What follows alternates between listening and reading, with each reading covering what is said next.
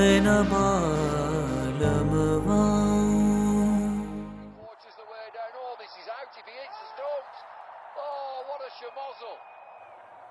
लो,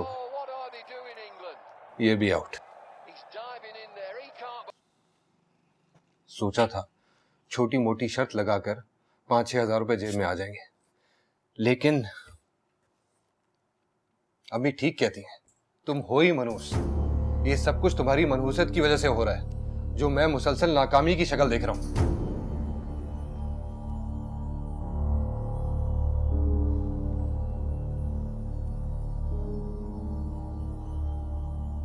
बात सुनो,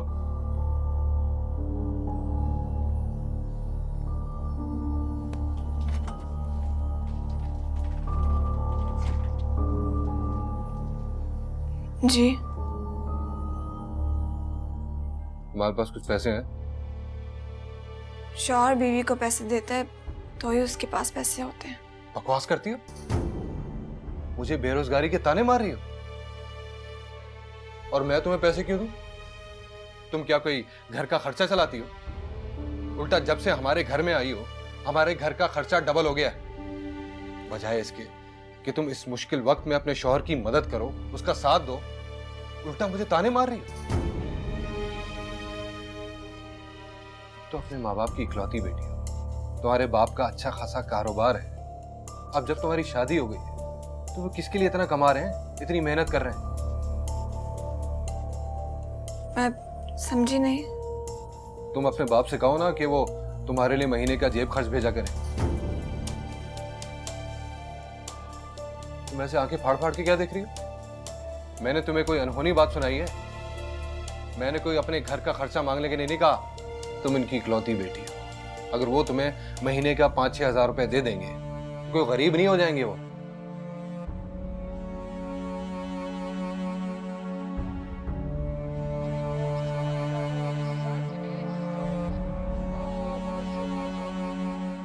मेरी तो समझ में ये नहीं आ रहा कि हिना को शौहर से ये छुपाने की क्या जरूरत थी कि रकम गुम हो गई। अगर गुम हो भी गई थी तो साफ साफ बता देती कि भाई सलामी की रकम कहीं गायब हो गई। यही तो मसला है, अगर हिना से पैसे इसी तरह बार बार गुम होते रहे तो नमान पे क्या असर पड़ेगा? सारी जिंदगी हिना पे एतबार नहीं करेगा, एक ढिला नहीं रखेगा उसके हाथ में। हाँ तो करना ही नहीं चाहिए ना। हिना इतनी गैर जिम्मेदारी का सबूत क्यों देती है भाई? पैसे दरख्तों पर नहीं उगते हैं सकीना, पैसे कमाने पड़ते हैं। कुछ भी है, नोमान एक तनख्वाहदार बंदा है, बड़ी मुश्किल से कमाता है। अरे रहने दो रहने दो, ये सब उसकी सास और ननद की साजिश है। हिना घर का इंतजाम जो चला रही है। सास ने जलन में आके हिना के पैसे चुरा लिए ताकि नोमान आइंदा उसके हाथ में कोई पैसा ना रखे। अरे क्यों झूठ बोल रही है अम्मा? इन्होंने अपने घर के खर्चे के पैसे शॉपिंग में उड़ा दिए और अब अपनी जान बचाने के लिए इल्जाम लगा रही है। वो तेरा सत्यानाश जाए, तू बेगैरत नहीं कुत्ते बोले, आहिस्ता बोले, पूरे मोहल्ले को सुनाएगा। ये सब तेरी वजह से हुआ है। ना तू पैसे चोरी करता और ना हिना इस मुश्किल में पड़ती। खत मारा नहीं तो अरे ससुराल में तो वो अपनी सास नंदों पर इल्जाम लगा के अपनी जान बचा लेती है। यहाँ जो पैसे घूमे उसका क्या करेगी? बहरहाल एक बात मेरी कान खोलकर सुन लीजिए आप दोनों हजरात, और तुम तो खासकर हिना को साफ साफ बता दो कि मैं इस सिलसिले में उसकी कोई मदद नहीं कर सकता। वो रकम हिना के शौहर की अमानत थी, अमानत, और हिना कई दफा उस अमानत में खयानत कर चुकी है अपने शौहर के साथ। कोई तरीका है इस तरह घर बसते? अब अगर जो कुछ भी हो रहा है ना, उसको इसकी सजा भुगतनी पड़ेगी। अच्छा क्या कह रहे हैं मेरी बात? हमारा भी तो तेरी वजह से, सब तेरी वजह से। तो गला घोट दूं तेरा तो मेरी बच्ची मुश्किल में पड़ गई, क्या करेगी वो?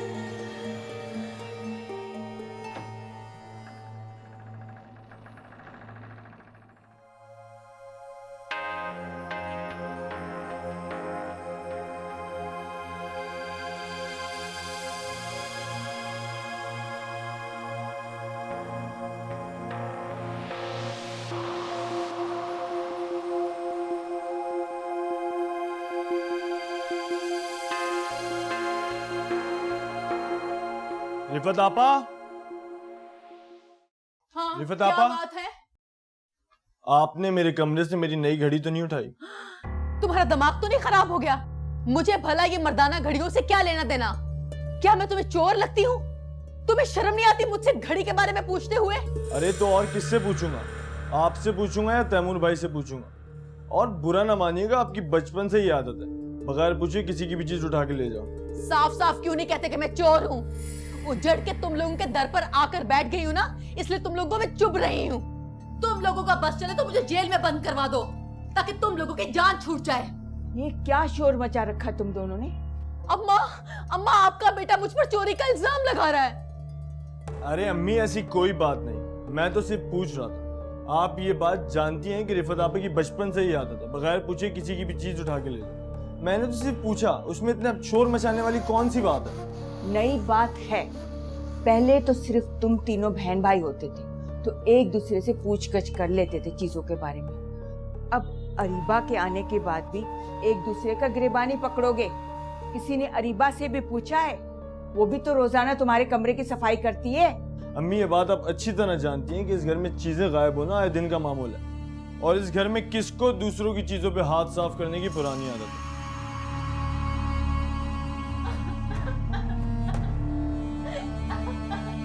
देखा अम्मा, इस घर में मेरी कैसे बेइज्जती होती है। इसको तो मैं बाद में देख लूंगी। रिफत, सच सच बताओ, ज़ीशान की घड़ी तुमने बेच दी है या किसी यार दोस्त को तोहफे में दी? देखो रिफत, तुम अब बच्ची नहीं रही हो, नहीं तुम्हारे भाई तुम्हें बड़ी बहन समझकर सारी उम्र लिहाज करते रहेंगे। यही हाल रहा तो ज़ीशान शादी के बाद इस मकान से हिस्सा लेकर अलग घर ले लेगा। रहा तैमूर, तो उसका सारी उम्र यही हाल रहेगा। अभी भी वो अपना और अपनी बीवी का बोझ नहीं उठा सकता, तो कल कला को हमें क्या संभालेगा? अम्मा, तैमूर की कमाई की मोहताज आप होंगी, मैं नहीं हूँ। क्यों? क्या कारून का खजाना हाथ आ गया तुम्हारे? चंद तोले सोने के जेवरात से सारी जिंदगी नहीं गुजरती, और भी अखराजात होते हैं। ज़ीशान से बिगाड़ के रखोगी ना कि कल कला को वो तुम्हारी जिम्मेदारी उठाने से इनकार कर दे। मैं वो दिन आने ही नहीं दूंगी अम्मी। अपना मुस्तकबिल कैसे महफूज करना है मैं अच्छी तरह से जानती हूँ।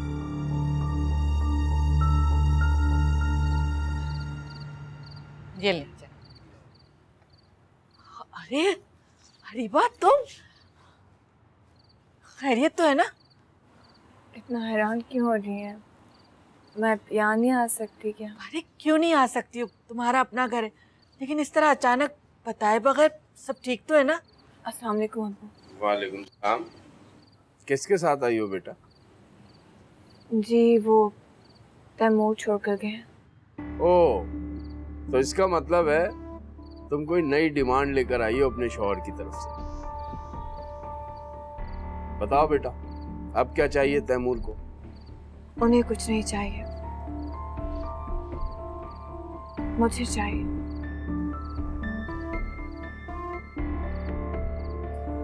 अरीबा, बताओ ना बात क्या है? यूं पहेलियां क्यों बुझवा रही हो? क्या चाहिए तुम्हें?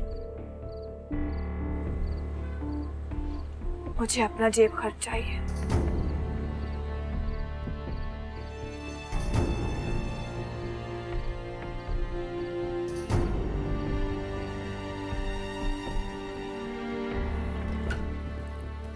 कहाँ थे तुम?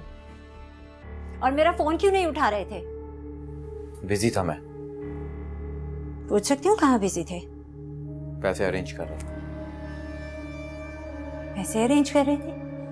वो मैंने आपसे कहा तो है कि एक दो दिन में चेकबुक मिल जाएगी तो अम्मी पैसों का बंदोबस्त कर देंगी।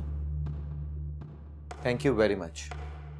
मुझे आपकी मदद की कोई जरूरत नहीं। अगर अम्मी वक्त पे मदद ना करती तो फिर मैं तुम्हें शायद कह देता। ओह, उस वक्त तुम्हारी अम्मी ने मदद क्यों नहीं की थी जिस वक्त इस घर से खर्चे की रकम चोरी हो गई थी? मैं समझ गई हूँ, इसीलिए ना, ताकि वो मुझे तुम्हारी नजरों में नीचा दिखा सके।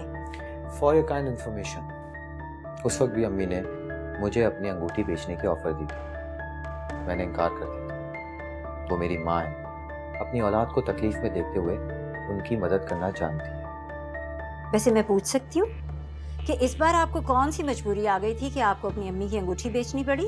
मेरा दोस्त मुश्किल में था, उसे रकम की जरूरत थी, रकम की या उधार की? मैंने उसे उधार नहीं दिया। अच्छा, मुझे देने के लिए तुम्हारे पास एक फूटी कौड़ी भी नहीं, और शादी तुमने इतनी सादगी से की, फिर भी लाखों का कर्ज अपने सर पर चढ़ा लिया। क्या मैं पूछ सकती हूँ कि वो कौन शख्स है जिसकी मुश्किल हल करने के लिए आपकी रातों की नींद उड़ गई है? तुम नहीं जानती उसे।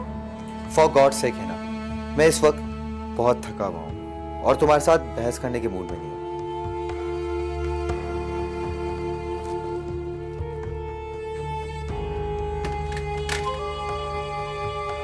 ये तो होना ही था।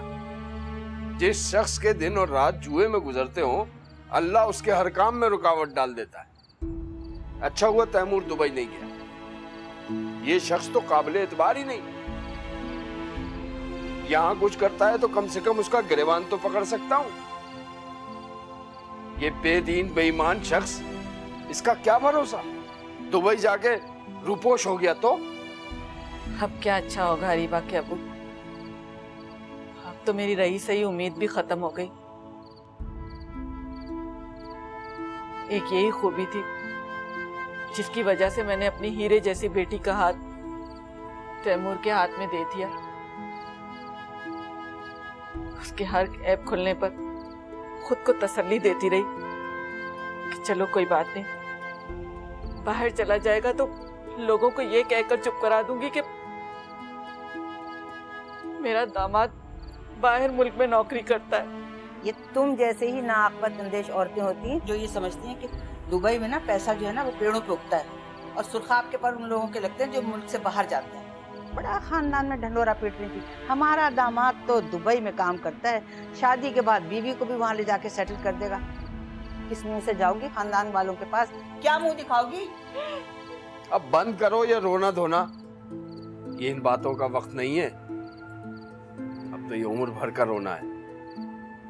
हमारा दामाद अपनी बीवी का खर्चा उठाने से इनकारी है। इसके 2 वक्त की रोटी और ऊपर का खर्चा भी मांग रहा है। इससे तो बेहतर था मैं अपनी बेटी की शादी अपनी दुकान के मुलाजिम से कर देता। कम से कम वो इसे रूखी सूखी खिलाने के काबिल तो था। खुदारा, आप एक दूसरे को इल्जाम देना बंद करें।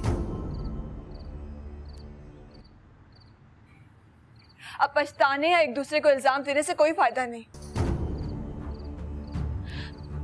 आप लोगों को क्यों समझ नहीं आता? इसमें अम्मी का कोई कसूर नहीं है। तैमूर के साथ मेरी किस्मत लिखी हुई थी और अब मुझे उनके साथ ही जिंदगी गुजारनी, चाहे वो अच्छी गुजरे या बुरी। मैं यहाँ पर आप लोगों से मदद मांगने आई थी, ये सोचकर कि आप लोग तो मेरे अपने हैं, मुश्किल में मेरी मदद करेंगे। लेकिन अफसोस ऐसा नहीं है। बेटी, मेरे कहने का ये मकसद नहीं था। मैं तो ये कह रहा था कि जानती हूँ आप क्या कहना चाहते हैं। आपने मेरी शादी करवाकर अपने सर से बोझ उतार दिया और अब आप ये समझते हैं कि मेरा बोझ उठाना तैमूर की जिम्मेदारी है। मेरा शौहर मेरी जिम्मेदारी उठाने को तैयार नहीं है। कहाँ जाऊं मैं?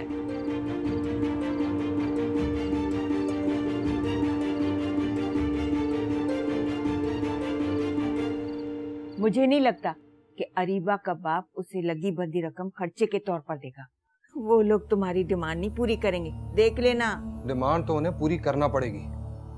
उन्हें एहसास होना चाहिए कि उनका दामाद मुश्किल में है। लोग तो पता नहीं अपने दामादों के लिए क्या कुछ नहीं करते। वो अपनी बेटी का लगा बंदा नहीं बांध सकते। अगर वो ना माने तो मैं उनकी बेटी को तलाक देके फारिग कर दूंगा।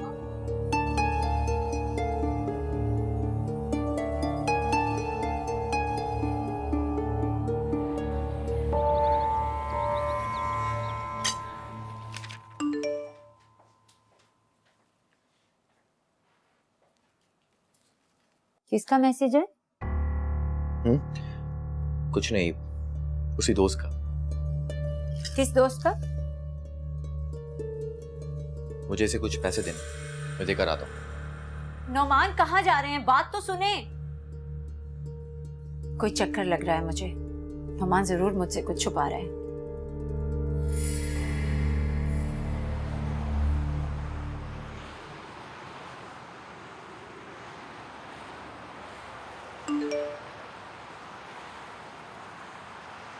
मैं 5 बजे कॉफ़ी शॉप पहुंचा।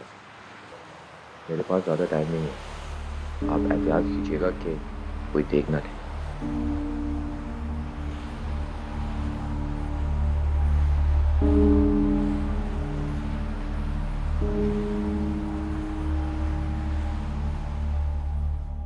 जब तुम पहली दफा घर छोड़कर आई थी, उस वक्त की अरीबा में और आज की अरीबा में बहुत फर्क है। मुझे ये जानकर खुशी हुई कि तुमने इसे तकदीर का लिखा समझकर कबूल कर लिया।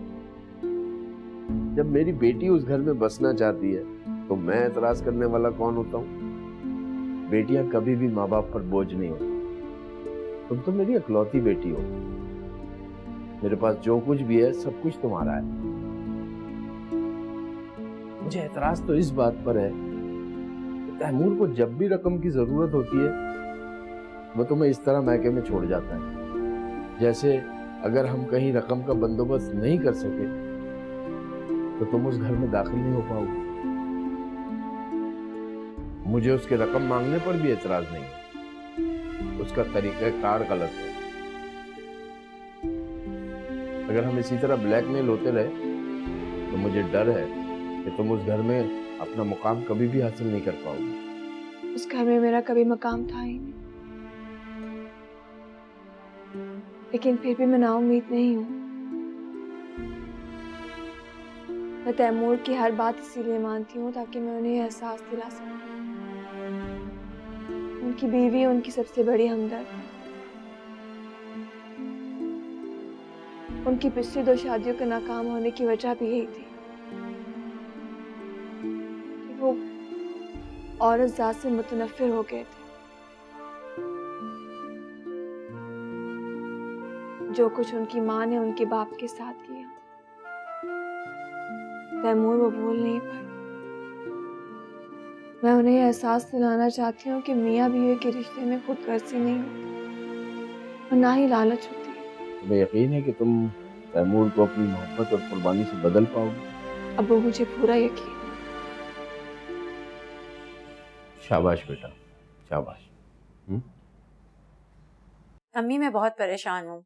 नुमान आजकल बहुत मशकूक हरकतें करने लगा है। मुझे देने के लिए उसके पास पैसे नहीं हो और दोस्तों पर लुटाने के लिए अपनी अम्मा की अंगूठी बेच आया है। ऐसा कौन सा दोस्त है जिसकी मदद करने के लिए नौमान का दिल पसीजे जा रहा है? अम्मी मुझे बताएं तो फिर पता चले ना।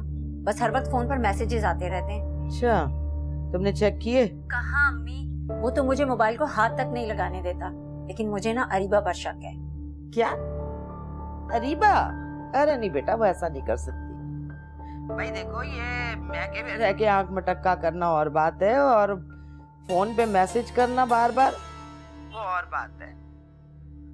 इन कामों के लिए उसके पास वक्त नहीं हो सकता है। भाई इसका शौहर है, उसका घर है। अरे हाँ, शौहर पे याद आया, अरीबा तो मैके आई हुई है।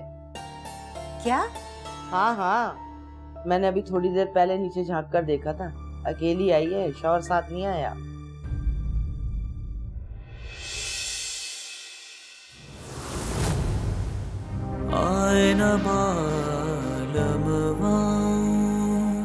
जब भी तुम अपनी माँ के पास बैठकर आते हो ना, मजीद नाकाबिले बर्दाश्त हो जाते हो। तुम्हें जो कुछ कहना है तुम कहो, लेकिन है ना, मैंने तुम्हें कितनी बार समझाया है, बीच में अरीबा को मत ला।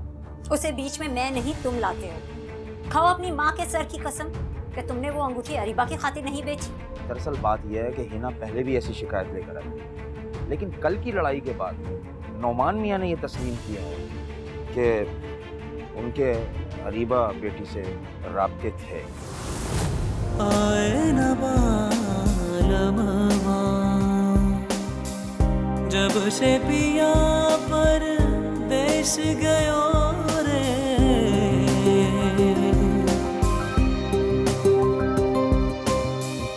जब से पिया पर देश गयो